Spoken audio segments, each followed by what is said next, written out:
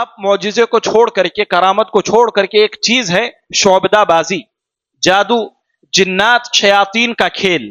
آپ جگہ جگہ پر اس چیز کو دیکھتے ہیں. لوگ کرتب دکھاتے ہیں، وہاں پر لوگ جمع ہوتے ہیں اس کرتب کو دیکھنے کے لیے. بہت سارے لوگ اس کرتب کے بعد اس آدمی کے گرویدہ بن جاتے ہیں اور اس سے اپنے مسائل کو پوچھنے لگتے ہیں، اس سے حل تلاش کرنے لگتے ہیں. وہ کیا ہوتا ہے؟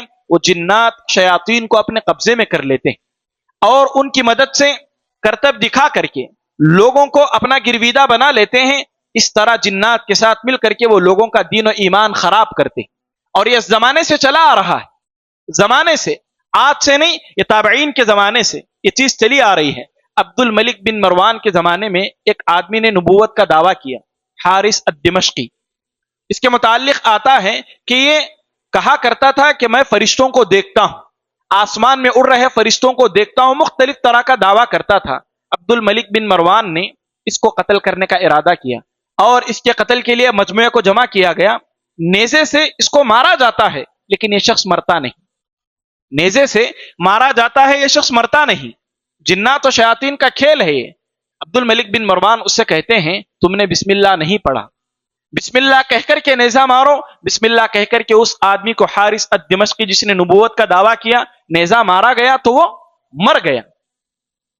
جو گمراہ کرتے ہیں اس طرح کی باتوں کو ظہور کر کے، ان کے پاس جنات و شیاطین ہوتے ہیں. لوگ کیا سمجھتے ہیں؟ یہ بڑے پہنچے ہوئے ولی ہیں، جس کی وجہ سے ان سے یہ سب چیزیں ظاہر ہو رہے ہیں اور دھوکے کا شکار ہوتے ہیں. مسیلمہ کذاب نے نبوت کا دعویٰ کیا حضرت ابوبکر کے زمانے میں.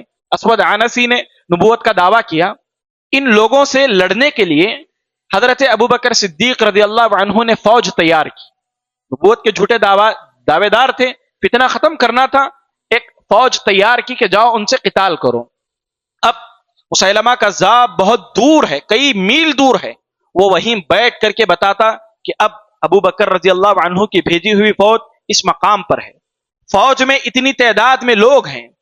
فوج کے دستے ہوتے تھے میمنہ میسرہ نام کے. میمنہ میں اتنے لوگ ہیں، میسرہ میں اتنے لوگ ہیں. ساری ترتیبات صحیح بتاتا.